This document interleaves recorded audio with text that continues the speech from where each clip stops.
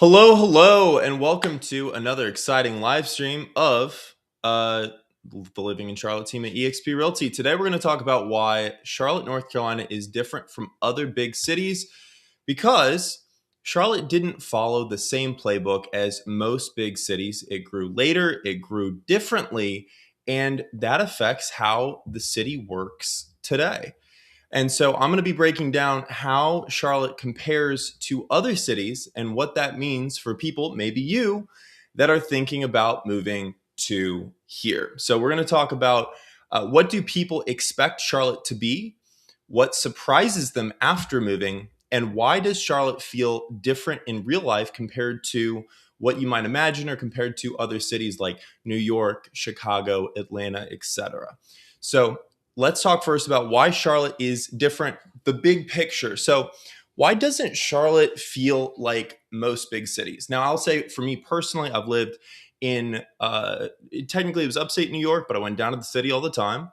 I've lived in Atlanta. I've lived in Chicago for a brief period of time. I've been DFW, and I've been to most of the large metros in the United States, in addition to actually living in those.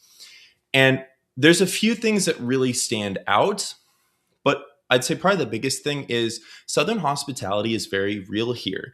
And even though there are a lot of people that move to Charlotte from other big areas, we always call true locals of Charlotte unicorns because they're so rare.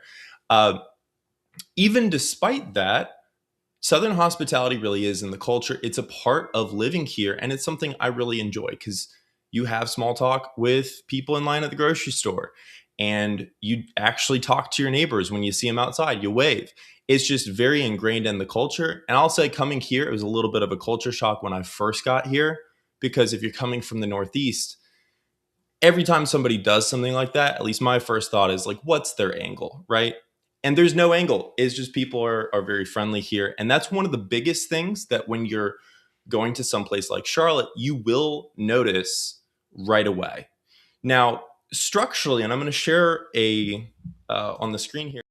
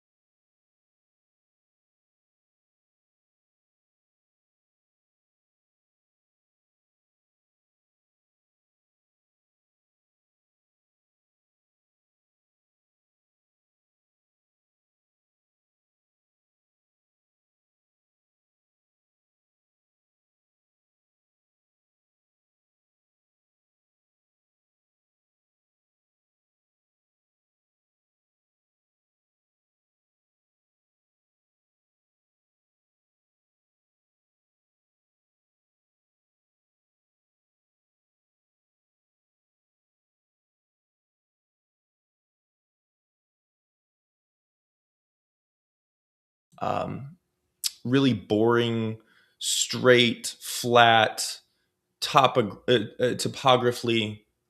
I don't even know if that's a word.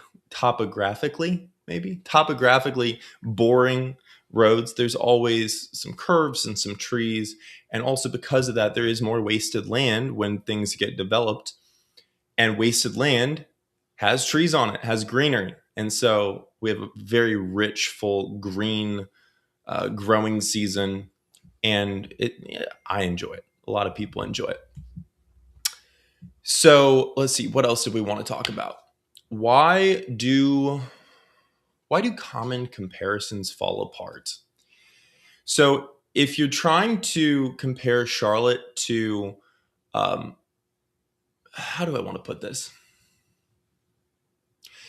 When you try to compare Charlotte to a lot of other cities, be that New York, Miami, um, DFW, LA, even B tier cities like San Diego or Pittsburgh or something.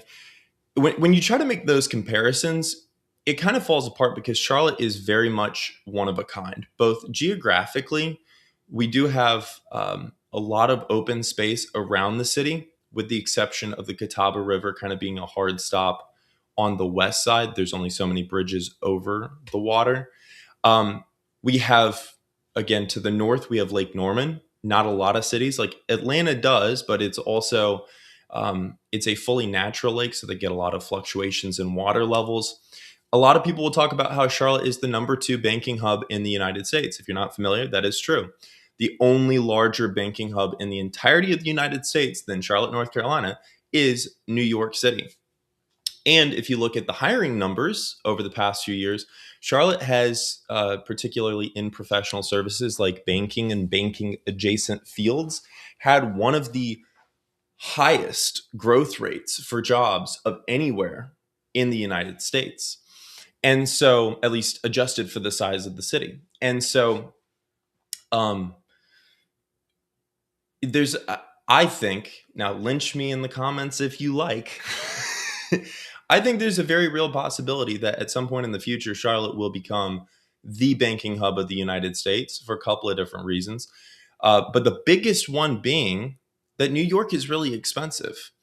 And publicly traded companies are not dumb. They're very intelligent, especially when it comes to saving money. And if you can hire the same analyst for half the cost in Charlotte that you got to pay him just to barely get by in New York, and they can do very nicely here, they can have great lifestyle.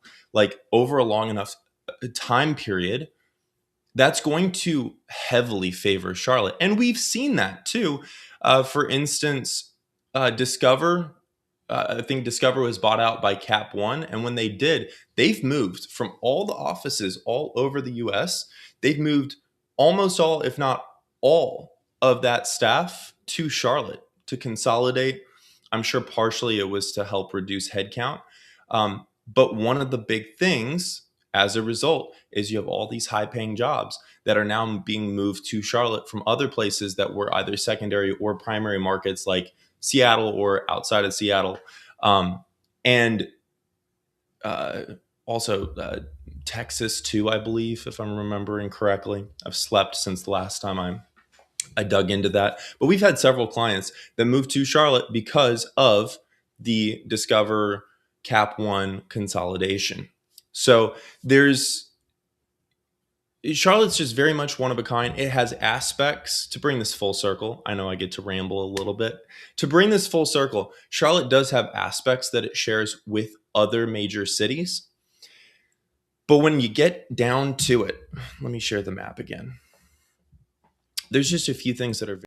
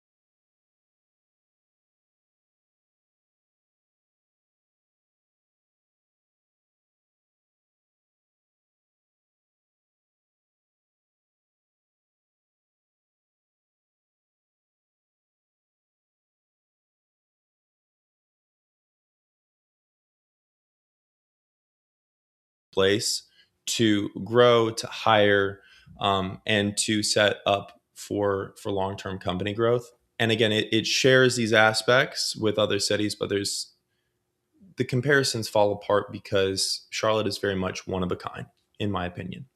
Now, let's talk about what other big cities have done over time. So, how did older big cities grow? What shaped their downtowns very early? And why did these cities still revolve around one core? So, um, I'm not too much of a history buff, so I'm sure I can do some research on this before I do like a full in-depth video on this. But like speaking to New York, I know because I like to, hey, you're watching this on YouTube. Guess what I love to watch in my free time? Also YouTube. Um, I watch some of the uh, city planning shorts and videos about New York and other cities. But I know a little bit, like I'm from the Midwest, so I know Chicago, right? The entire city burned down. What did they do? They planned it from scratch.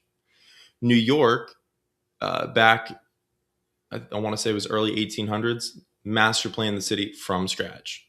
Philly and Boston, very similar stories. Like they were all master planned from scratch. And so Charlotte also has had some master planning. You know, you go into especially some of the messier history of the 20th century. There was definitely some intentional choices that were made, some for the better, some not for the better, um, in Charlotte. But a lot of the history of it being a region for ore mining and for trade and just like the trails that people would beat through the bush still carries today, again, in that spider web layout. As far as why those cities still revolve around one core, again, I'm not a deep expert on New York, Chicago, Philadelphia, or Boston. Ask me about Charlotte, I got you. But at least for those, I mean, I know New York, it was very intentional. Like they wanted Manhattan to be the place to be. And if you weren't in Manhattan, you were commuting into Manhattan to serve the aristocracy of Manhattan. Don't get me wrong, I love Manhattan, but like that was the intentionality of the design. And now 200 years plus later, guess what we see? We see that Manhattan is the place to be, and anywhere else kind of sucks because you're commuting for an hour plus. Um, as much as I also love Brooklyn, I do love Brooklyn. It's got a lot of character. But even Brooklyn. Um, actually, this would be a fun thing to look up. Wasn't I think the Dick Van Dyke Show set like they had a house with a garage and a yard in Brooklyn? Let's see. Dick Van Dyke Show setting in Brooklyn.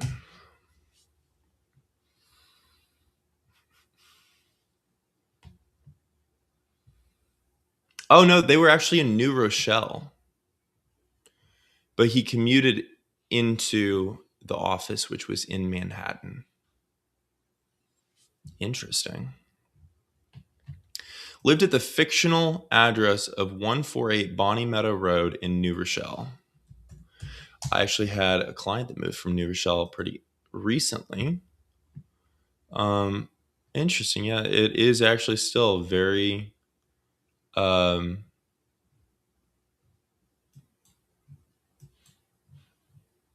residential.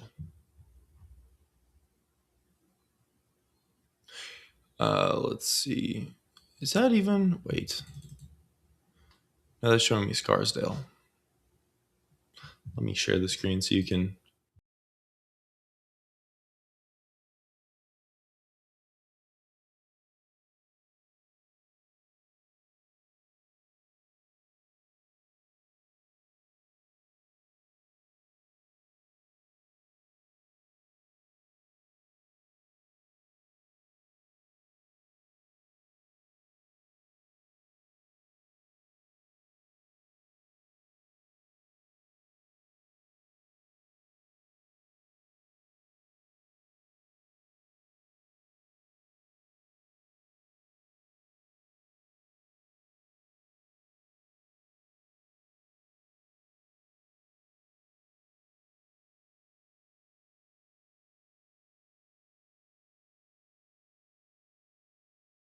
do little samples of things like this.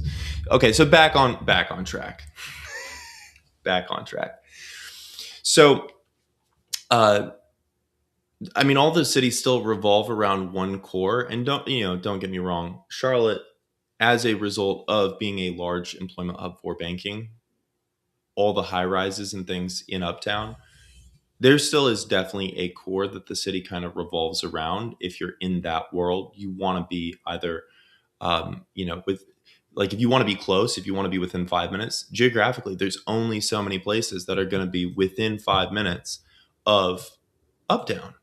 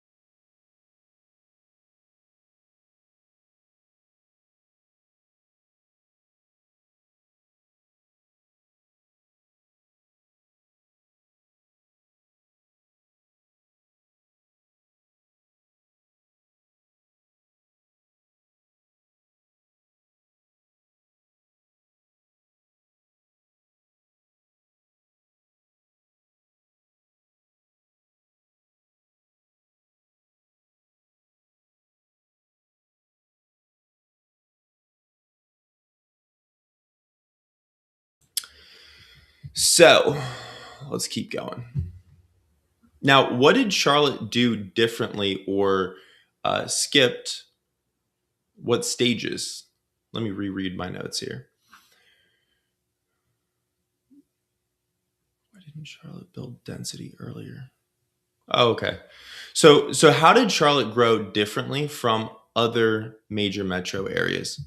I'm going to actually pull up to illustrate this point the Charlotte NC Wikipedia page and specifically look at population.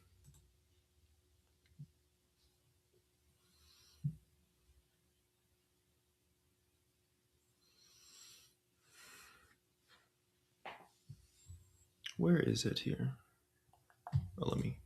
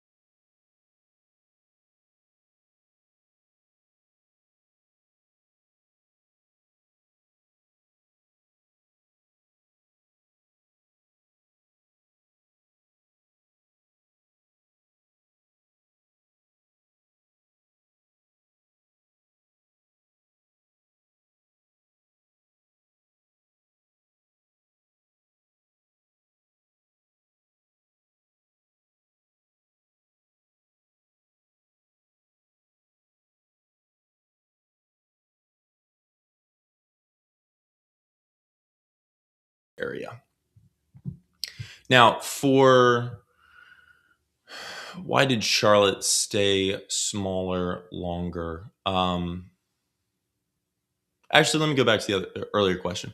So, Charlotte, why didn't Charlotte build density earlier than right now? Because you're starting to see some real density, especially in the uptown skyline. A big reason is just there's so much open land. Like if you look at a map of new builds and when and where they were built over the past 30 years, that's like one of the things I love doing is looking at population growth trends and new construction trends because I feel like it really tells a story about like you can literally see the history of a city through like what were the kinds of houses, kinds of building, kinds of condo buildings, kind of townhomes that were being built at different times, where they were, the price points relative to the rest of the market. You can learn a lot about the history of a city. And in Charlotte in particular, there was just a lot of open land until recently. And now I think there's only about 50,000 open lots, which might sound like a lot, but in all of the Charlotte, Mecklenburg County area, there's only about 50,000 open lots left, if I remember correctly. And that is not very many.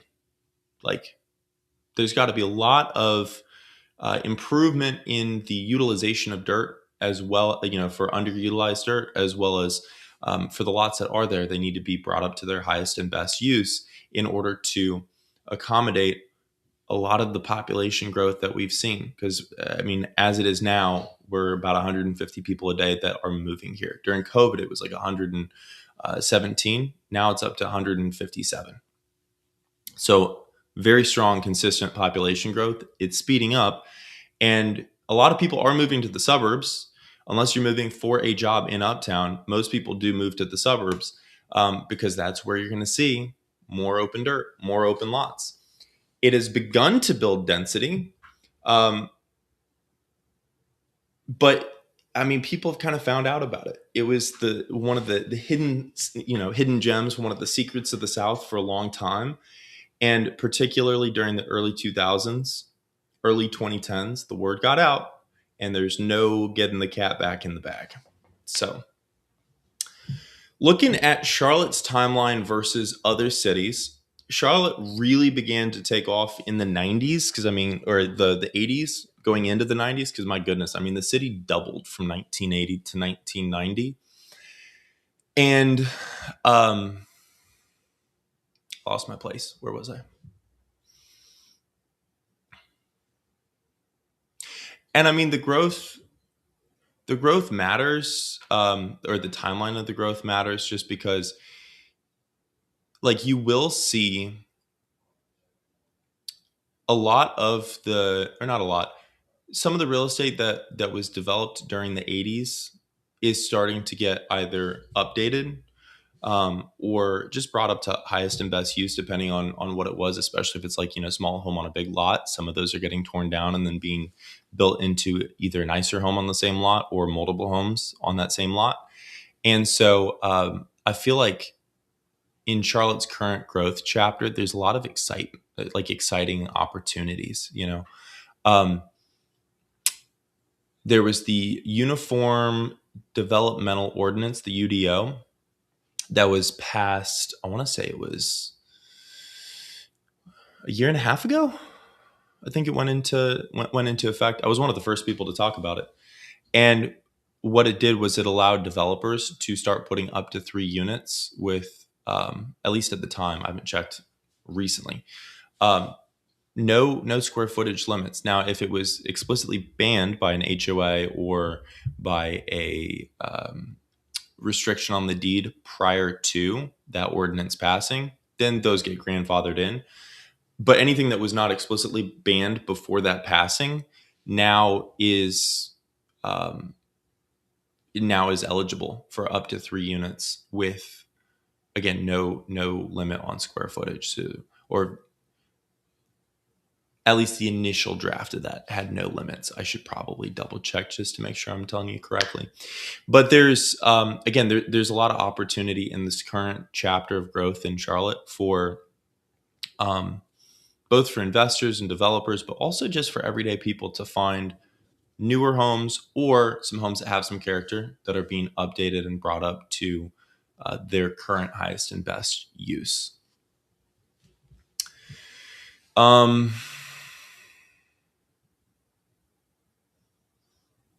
let's see. What already existed elsewhere by then? I don't want to talk about that in terms of New York, Chicago, Philly. How Charlotte's layout is different. I've already talked about that a little bit. I guess one thing I didn't talk about, so Charlotte, again, has more of a spread out layout. Chicago did have, it has the Magnificent Mile. It has that one central core. And that's cool. Again, I grew up basically in a stroller on the streets of Chicago. So I'm very familiar with Chicago. Many of my friends, I went to Purdue, right? Purdue's only 2 hours from Chicago. Many of my friends ended up in Chicago after school or in New York. New York, also, again, many dense cores. Atlanta, partial spread, partially has a dense core. Charlotte has a very small, dense core. Now, admittedly, much smaller than the rest of those. It will probably continue to grow into its shoes, so to speak. But it also has these other cores outside of the city that we expect to keep growing. So, like, you look at north of the city, you look at Cornelius and Davidson and Birkdale Village and some of the areas around there. I expect that to keep going. You look at Ballantyne and some of the big, mid-rise buildings for insurance and data analytics and things like that. You expect that to keep growing. Like it's not gonna stop. It might not grow as quickly as Uptown, but it's gonna keep growing. Um, and I think also just because of the topography, and this is something I feel like people just don't appreciate enough. Charlotte is not flat. There's very little topography in Chicago, in New York, in Atlanta. They're all relatively flat.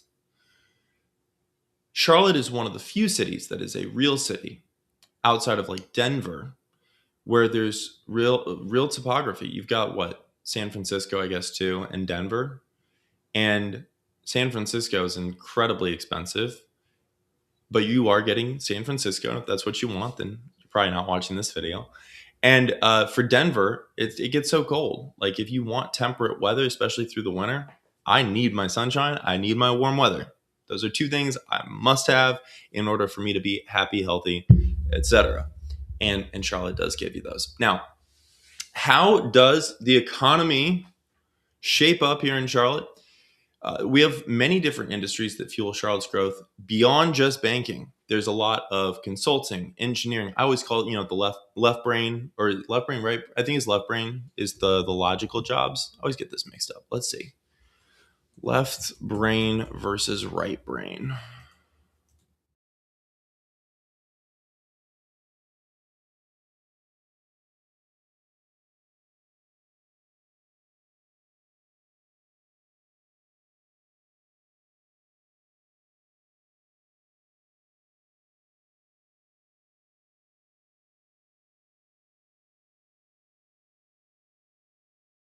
Yeah, so Charlotte has a lot of left brain industries. You have accounting, finance, banking, consulting, engineering, manufacturing, a lot of left brain industries here that are heavy hitters. Compared to many other cities, New York, a lot of finance, Chicago, some legacy in the core, and also a lot of tourism, and also some financial and other things too. Uh, but a lot of it's just like legacy businesses. And then Charlotte, again, we have multiple hubs here, and also, like I mentioned before, Ballantyne is also has its own miniature hub for insurance and finance. There's a mini hub up towards Mooresville because there's the Lowe's National HQ up there. A lot of NASCAR is based out of there too, and because we have multiple employment hubs, it is kind of nice from a city growth perspective because they're not even trying like there's no reason to develop everything around just one core. So you start to see more development in these different clusters, which gives you better affordability, better commute times, less traffic compared to other similarly sized cities. Um, and Uptown, again, has some phenomenal, iconic high rises like the Wells Fargo building and the Bank of America building. And even though they are, beautiful and great contributions to the skyline, it's not dominant. Like Uptown doesn't dominate everything. I'm sure a lot of that's cost, but also a lot of it's just convenience. Like you don't need to. You can just get land somewhere else and develop around there, and give your employees a much better quality of life. Now, one of the questions I get all the time, let's talk transportation. One of the things that I get all the time is either Charlotte has no public transportation, or people that are talking about how uh, they, let me rephrase that. There's either the assumption that there's no public transportation and people talking about how it's all cars and how there's traffic, or there's people that assume that there is phenomenal public transportation. It is the best of the best. Of course it is, right? Because it's Charlotte. And they don't even really talk about the cars or traffic aspect. And like most things in life, there are the two extremes, the perspectives, and neither one is entirely accurate. A more accurate perspective, POV, is more in the middle. So most people do drive in Charlotte. I drive pretty much everywhere. Have to for my job, to be fair. But, which if you didn't know, I am a real estate broker. That's why I make these videos. Every once in a while, I get somebody that asks, and I'm um, always curious what they thought I did. I am a real estate broker and realtor in both North Carolina and South Carolina. But most people do choose to drive here because it is the best way to get around. We do have some public transit. There are some areas that are walkable. Uh, it is not. It is definitely not one of the most convenient places to get around without a car. Like I would not recommend it. You can't just walk, bike, ride, everywhere. And the car is the easiest and fastest way to get around most of the time. During peak hours, the light rail. So we do have a light rail. We also have trolleys, and they're doing an expansion to the light rail systems, adding in a new one. For those, especially the existing light rail lines, during the peak hours, it is probably going to be a little bit faster than trying to get around by car. If you are within walking or riding distance or whatever um, of the light rail, then it is pretty convenient, pretty easy to just shoot through the city on the light rail. I think that is going to, as the city continues to get more and more connected, it is going to continue to be easier and easier to get around to anything you really need to get around to via public transit. But at least for now, there are a lot of bus routes. Excuse me, I need water. There are a lot of bus routes, and there are a lot of, um, during the hours of operation, you can ride the light rail anytime. It's very quick, and going end to end, I think is only maybe like 30 minutes or so. It's very easy. Um, but for day to day convenience, again, unless you're going from someplace like South End or one of the, any of the neighborhoods that are right on the light rail into the banking district or down to Ballantyne or something, like that's really convenient. Outside of that commuting, it's more difficult. Now, Mooresville and Cornelius Davidson, all of those in that vertical corridor. I guess I'll pull it up again here. These are all going to get a lot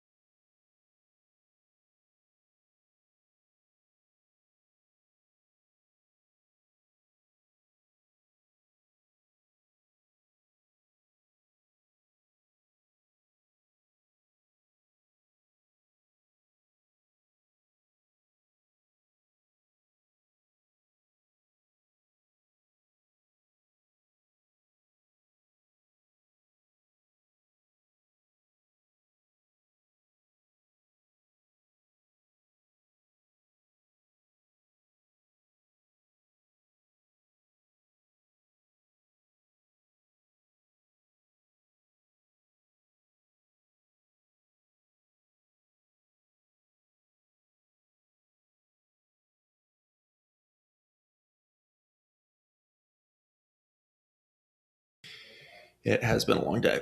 So, but I'm showing up for you because that I know a lot of people enjoy these videos and get a lot of value. So, also, if you have any questions, please drop them down below. I'm going to keep going. I got a couple more sections here. But if you got any questions or anything that comes to mind, I read every comment. I respond to most of them. If it's something that, especially if it's a question or something, I always respond.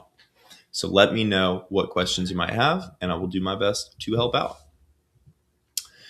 So, daily life and lifestyle impact. So, what does the daily life feel like here, and how is it different from other places? So,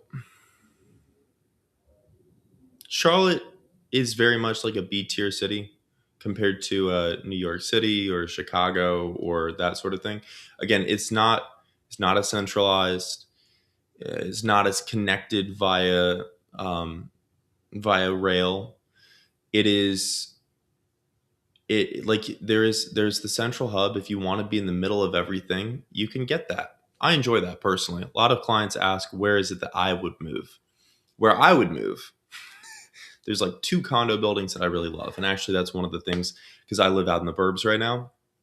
I want to buy a condo this year in Uptown. We'll see if that actually happens. But I'm going to go ahead and put that good juju out there to help make it happen. Um, yeah, so the daily life for most people, if you're out in the burbs, you're either commuting in or you're working from home. You have some yard most of the time, unless you're in one of those condo buildings. There are or a townhome. There are the central areas where you can walk, to multiple upscale restaurants. You have concierge and security and amenities in the building. Like that sort of condo lifestyle exists. If you want to be in a luxury townhome, you want to be in a luxury apartment, you want to be in something that's self-enclosed and gated, like those exist too. If you want to be in a cute little community, maybe it's bungalows, maybe it's 2 stories, maybe it's cottage style, maybe it's just regular suburban neighborhood. We have a lot of those too, both in the city, outside of the city. And the general feel of that day-to-day life compared to especially like New York City, Chicago, Boston, it's going to feel a lot slower. And I won't say slow like, ooh, slow. It's not like DMV slow. It's slower as in just like people are less rushed. And I'm very type A. I mean, that's why I make videos like this, right? Is because I'm type A, so you don't have to be. Basically, my career. Same as when I was an engineer, right? I was a robotics engineer before real estate. A lot of people don't know that. And it's literally just being type A so other people don't have to be type A. I still catch myself kind of tensing up, but you don't have to. It's a much more relaxed and at ease is a good term that I would use compared to a lot of other places. And you still get a little bit of the spice of the fast-paced kind of banking, finance. You still get a little bit of that, especially in Uptown. But you don't have to stay in that. Like if you want to go home to the burbs, you want quiet life, white picket fence, dogs running around the yard, that sort of stuff. Like you can have that too. You see people biking and throwing around the football in a quiet little community. Like you have that too. If you want a little bit of a taste of the clubs and going out and really nice restaurants and luxury high-rise condos and that sort of thing. Charlotte has a taste of that. It's a little sprinkled though. It's not the central thing. And I will say one other thing too. So Charlotte has 212 different neighborhoods plus 30 or so different suburbs. It's a lot, especially for like people don't realize just how many neighborhoods there are here, how many different areas there are here. And trying to, again, let me share my screen here.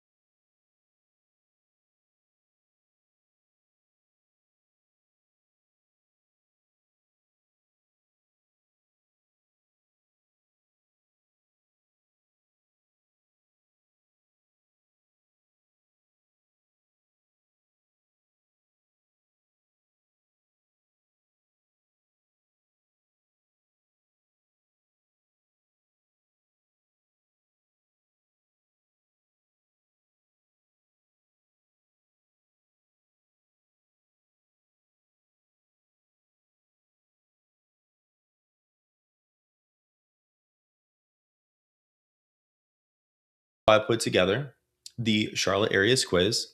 It is free. It takes all of about 40 seconds. Scan the QR code. You can just tap through it. Again, it's about as easy as it looks.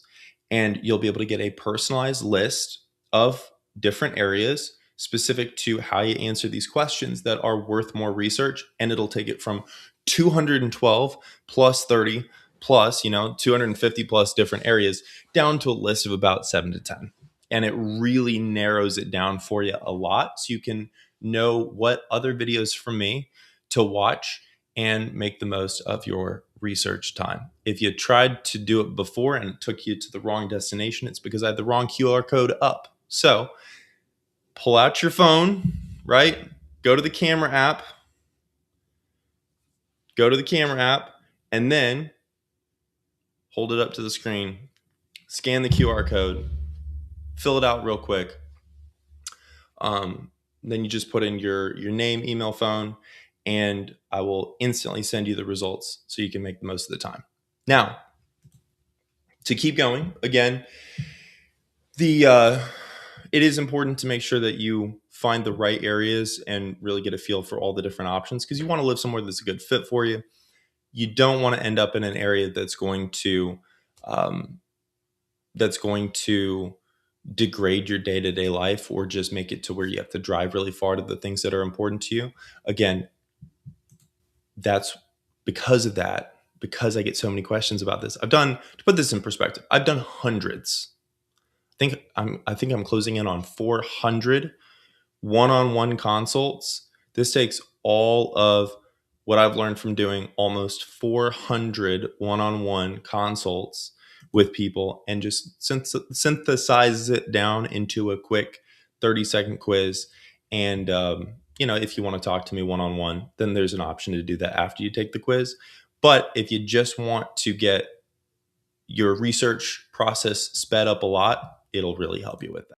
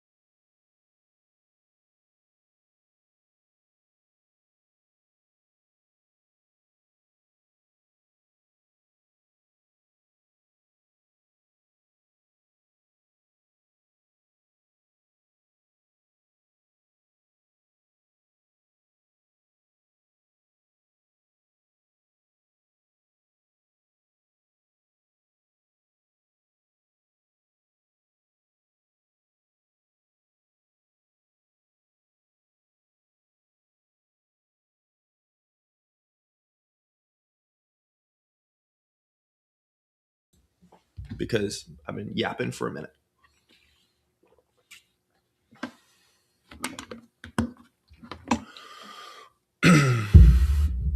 And Celsius, because I've been yapping for a minute. A lot of people don't know, I really ought to be sponsored. I spend so much money on Celsius. If anybody watching this has a connection, hook me up with a Celsius sponsorship, please. One of the few sponsors I would happily take on. A lot of people don't know this, but I'm actually very introverted. And so one of the reasons I make videos is because it helps me kind of get out all my thoughts in the most full format that I can share with people.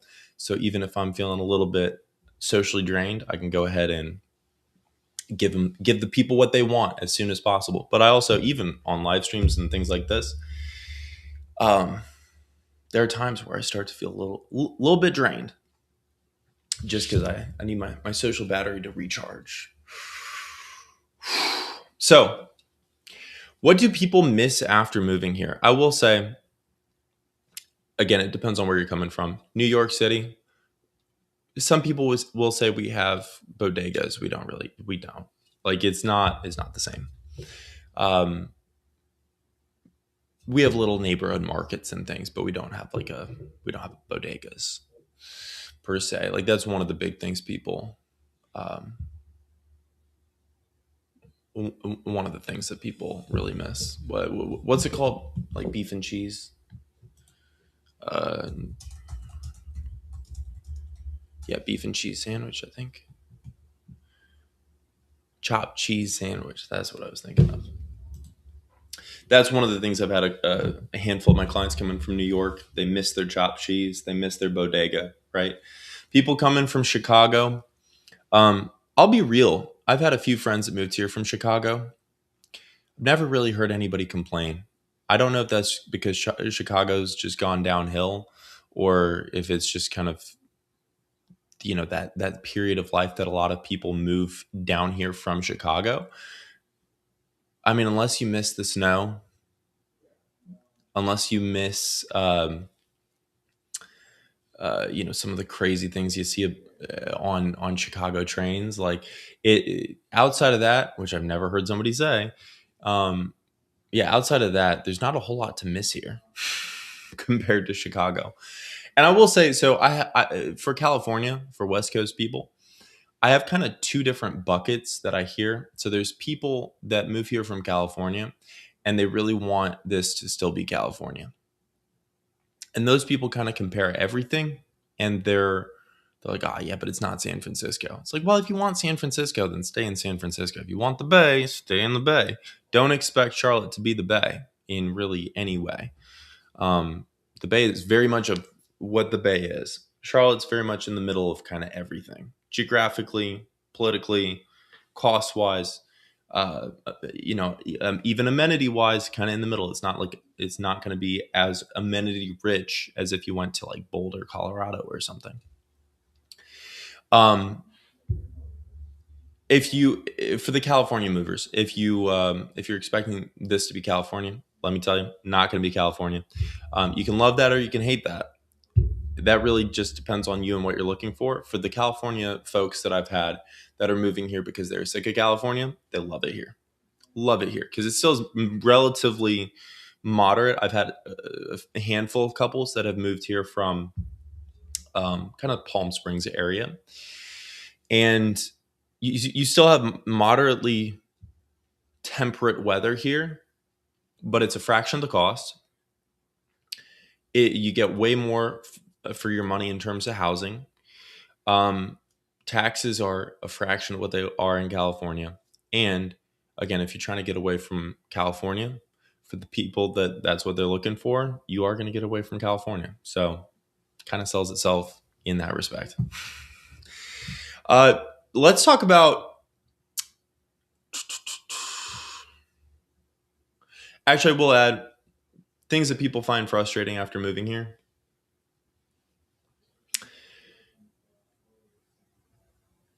I'll say some of the drivers. Honestly, you see so many people that like we have roundabouts. A lot of people just don't understand how to drive roundabouts. That's something I personally find very frustrating. You see a lot of people going slow in the left lane. That also a pet peeve of mine. And I will say too, if you're expecting all the rows and columns just going straight lines up and down the city, not going to have that here either. I know we already talked about it, but I'm just going to say things that people find frustrating after they moved here. Charlotte Douglas International Airport, very large, influential airport. Atlanta is the largest airport by, I think, volume of flights in the world. So it's not larger than Atlanta, that's for sure. But it is an American hub, so you still have a lot of direct flights, or you can get two segment flights almost anywhere in the US, which is very convenient. So, yeah, let's talk about what's changing now. How is Charlotte changing today? Where is density increasing? And is Charlotte becoming more urban? Charlotte is 100% changing.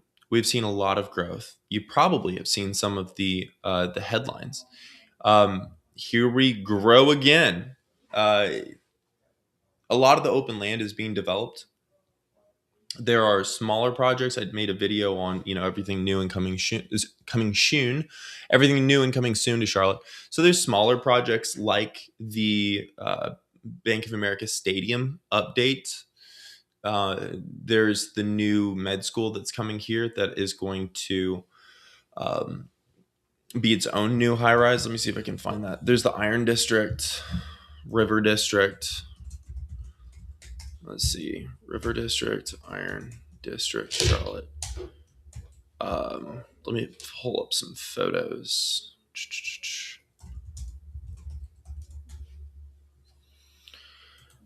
Med school in Charlotte. Yeah, Wake Forest University.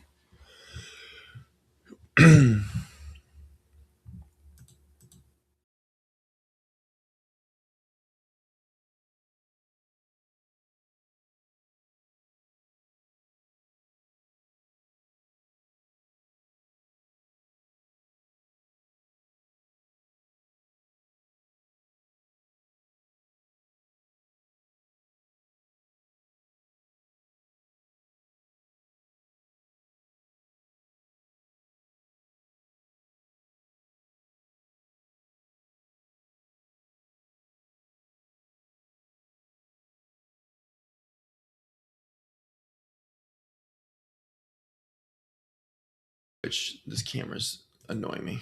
I'm gonna go back to the other one. I haven't figured out how to get. I just got this new camera. Haven't figured out how to balance um, the color on it quite yet. So I feel like it just doesn't look quite right. But yeah, so you have the new med school building. There's also the Iron District, which is coming soon. It's not here yet. It is on the near northwest. Yeah, or just west side, I guess. Technically speaking, I feel like it's more northwest, but that might just be me being crazy. Um, and the Iron District. So it says shopping mall here. I feel like that's really oversimplifying. Actually, I mean, let me just play the video for you. I don't know if the audio is coming through, but it is. So it's going to be very close to a lot of things. It's this big swath of. I actually have some drone footage of this too that we can play, but it's 55 acres. So it's going to be a very substantial development at a very. Um, it's one of the very last undeveloped swaths of land of any size that's close to uptown.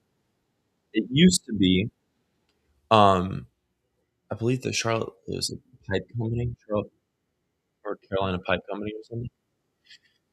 And so, um, where is it? When we do our full video on this, we'll show the. Oh yeah, well this is part of it. We'll show the.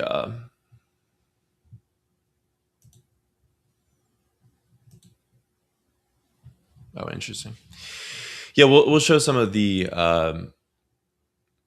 What do you call it? Sorry, my brain froze for a second. We'll show some of the drone footage and do a layout of some of this. But you can see Bank of America Stadium's there. There's going to be residential units, a hotel, 120,000 square feet of retail restaurants, 150,000 of Class A office space, parking, and Bloom Studios, which I believe is currently there. They've got actually these real cool. I probably have a video of that too somewhere. You know those like what are they called? They're like the liquid tanks, but they're on a sort of uh, like not skid, pallet on like a pallet. They have those, but then it's like with the letters on it, and they light up and glow. It's really cool. I'll try to find a video of that. And then also the River District, 1,200-acre mixed-use master plan community on the near west side on the river, and multiple builders. I will say I had one very unfortunate from one of these builders. I don't want to get sued, so I'm not going to say which one. If you're curious, give me a call. Very unfortunate experience with one of them, and they really screwed my client, and to the point again. We kept him protected, thank goodness, because that's what we do.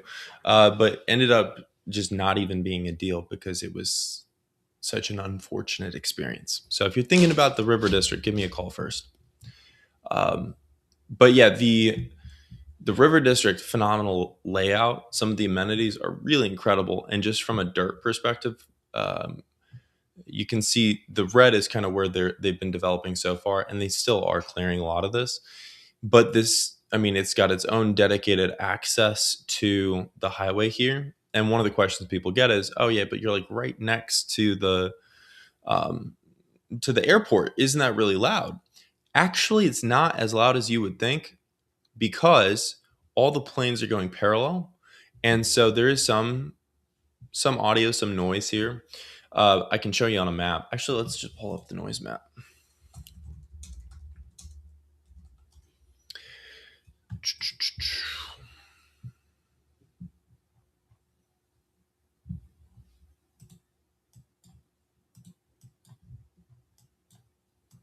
Here we go.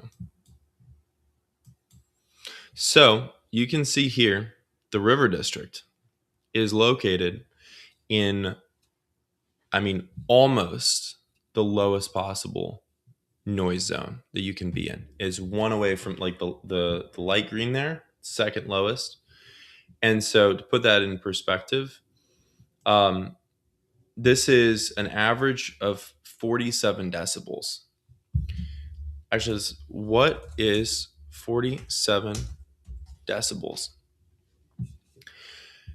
Noise level of a normal conversation home, moderate rainfall, quiet office, or the hum of a running refrigerator. I'm actually, to put this in perspective, I'm actually in a relatively loud zone. I'm in one of the orange ones, and this is a very sensitive microphone. There have been multiple planes that have flown by. If you go back and listen to this whole thing very carefully, you can probably just very faintly hear them. I don't even notice them. I've only been here a couple years. I don't. Well, at this particular location, um, you really don't notice them more than anywhere else you could possibly live. So I am getting a little bit tired. We're going to kind of speed run the last piece of this, and I appreciate you sticking with me today, even though I'm a little bit more low energy now.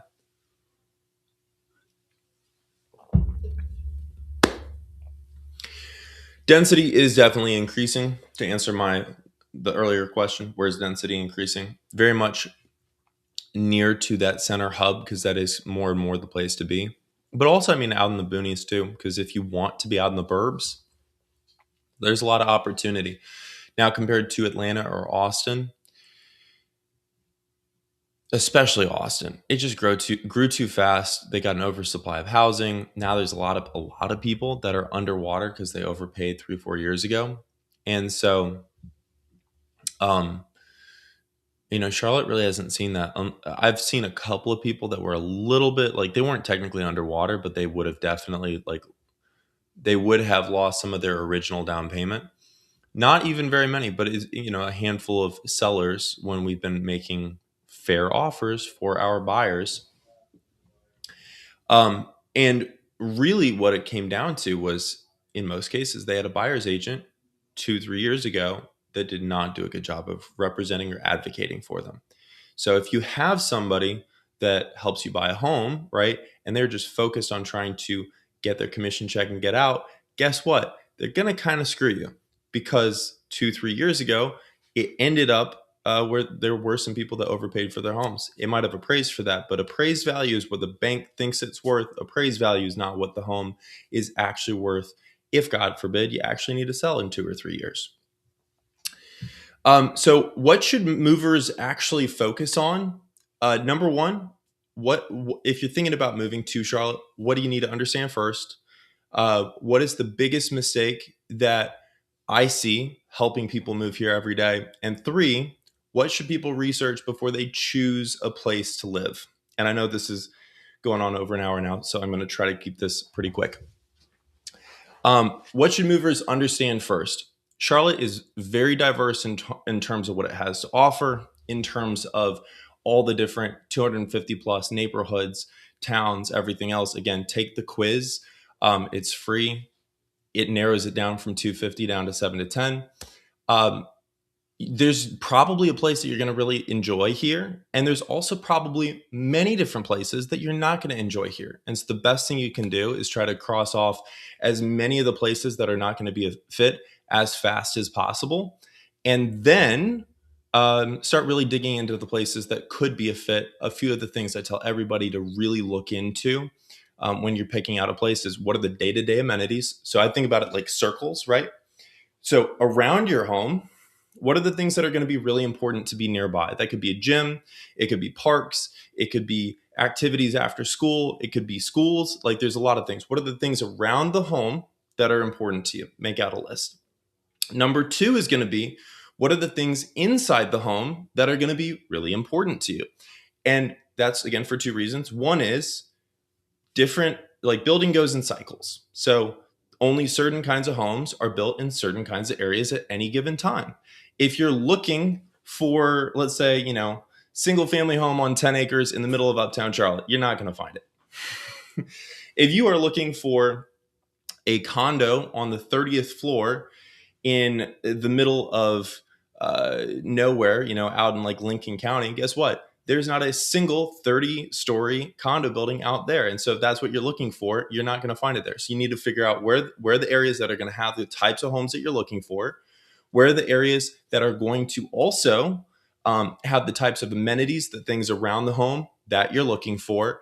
And then also, so there's a concept called, like I call it churn, but it's basically if you look at any given area or neighborhood, the percentage of homes that will sell in any given single year. And so even if an area is perfect for you, but you can't find anything in that neighborhood. I actually have a client right now where that's the situation. I'm literally going door to door.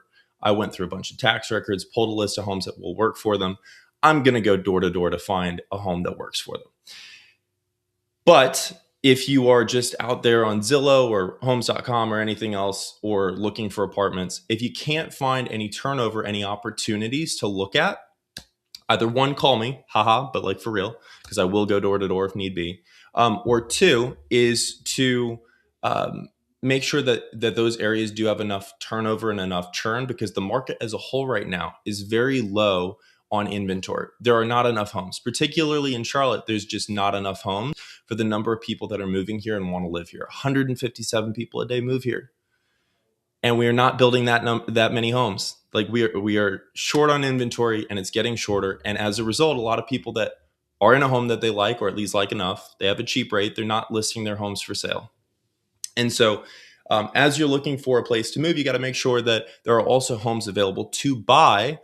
Or if you're looking to rent or lease, that there are homes or apartments, or again, whatever you're looking for is actually available, not only that it exists. And on the time horizon that you're looking, so let's say that you're looking over 6 to 12 months, right? If I'm talking to a client that is going to be moving in the next 30 days, I'm going to advise them very differently than if they're moving over the next 24 months, because I deal with clients at both end of the extremes. I've had people that reached out that there was one client, Rich, this past fall. From the time he reached out to us identifying a property, getting it under contract, closing on the property, was a span of less than 21 days. It was a cash buyer. It was very fast. I've also had clients like I had a lady that was moving, Nicole, that was moving from DFW. I've talked about her on the channel before too. She, from start to finish, I actually just looked it up yesterday because I was curious. 597 days from the first time I talked to Nicole to the time she finally got keys. Some of that was, life stuff came up. Some of that was also finding the right home and the right deal. But on both ends of the spectrum, we're going to have very different strategies for finding the right home, right? If you're rich, I do not have 2 years of inventory to potentially look at. And if you're Nicole, you have a lot more options to where you get to be more picky, but also she wasn't a cash buyer. So we had to have a different negotiation strategy, a different approach to get not only finding the right deal, but also negotiating that deal.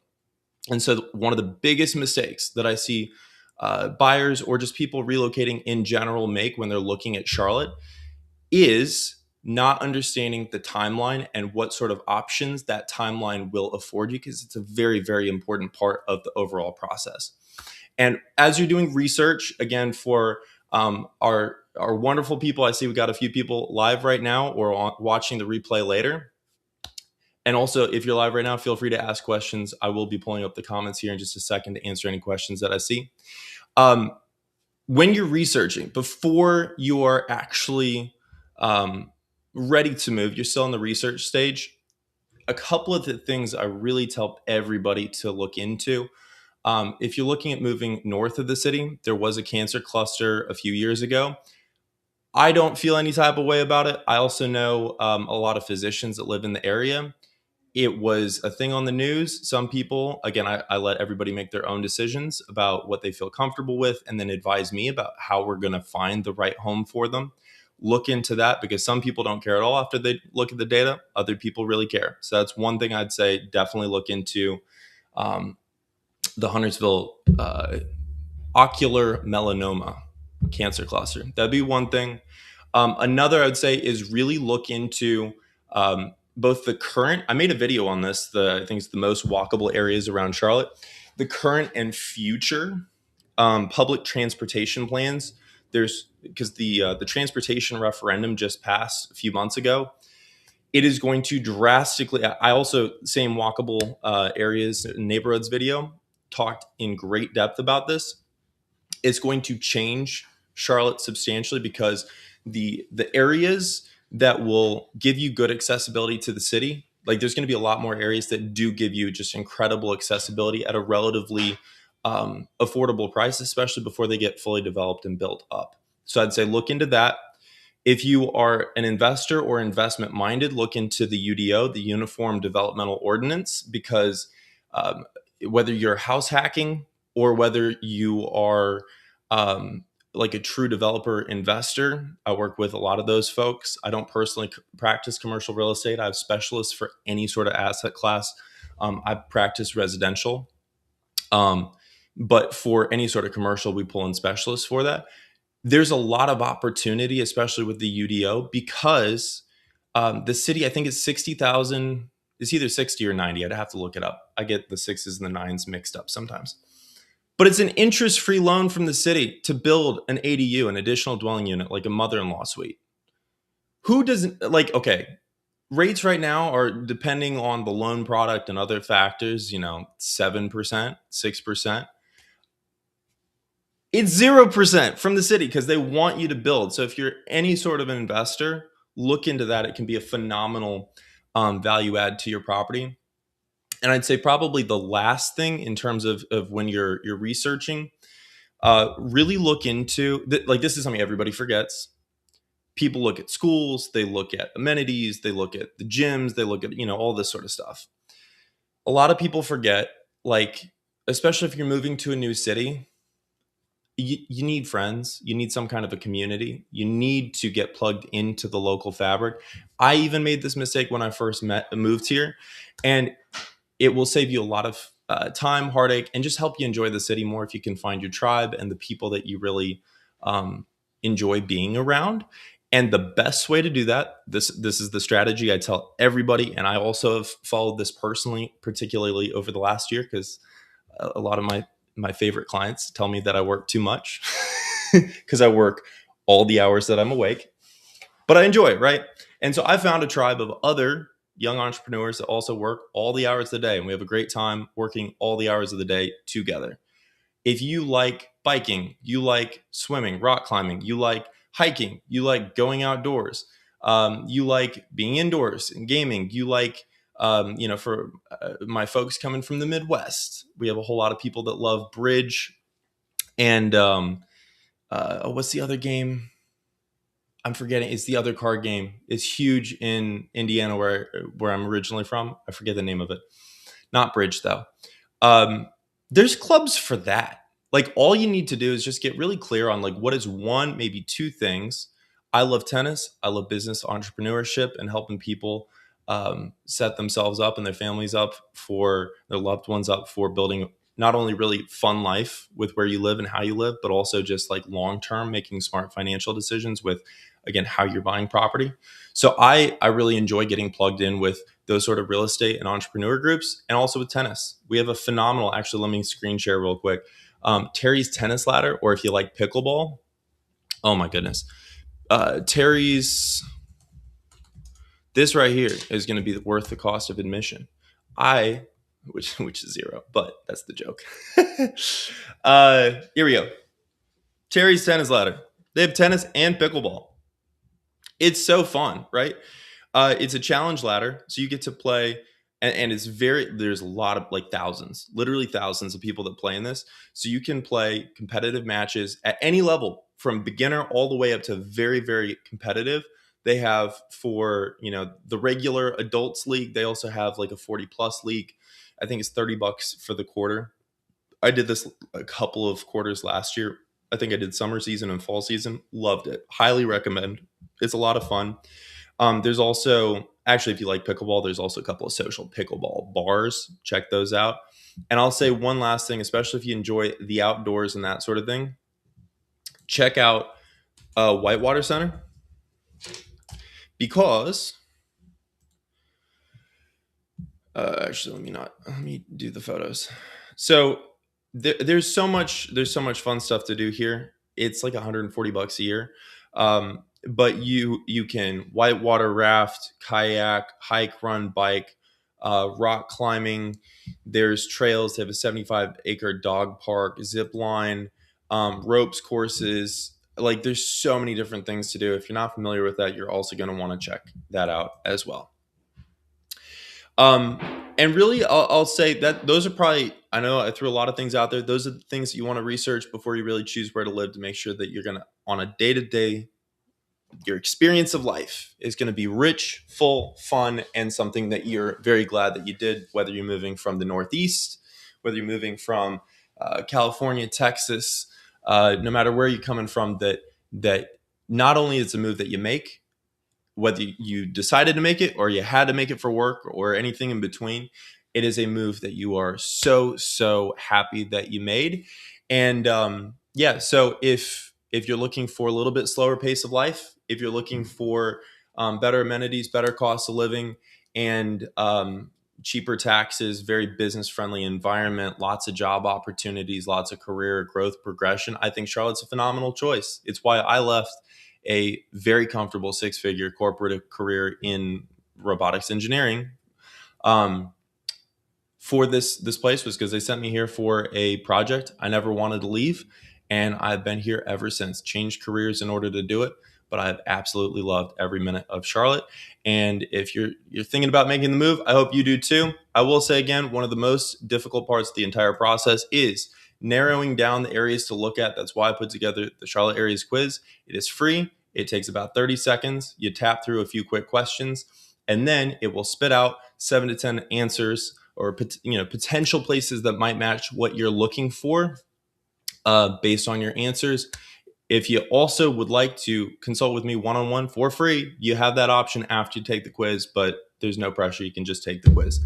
I appreciate everybody that has sat with me for the last hour and 22 minutes. I am trying to do this on a daily basis going into this next year. I'm very excited to do that. If you have any ideas, questions, comments, concerns, anything that you can share to either give me ideas for future live streams or just things that I might be able to answer, please leave those down in the comments. I will look at the comments right now and see if there's anything. Let's see. Let me pull it up right now.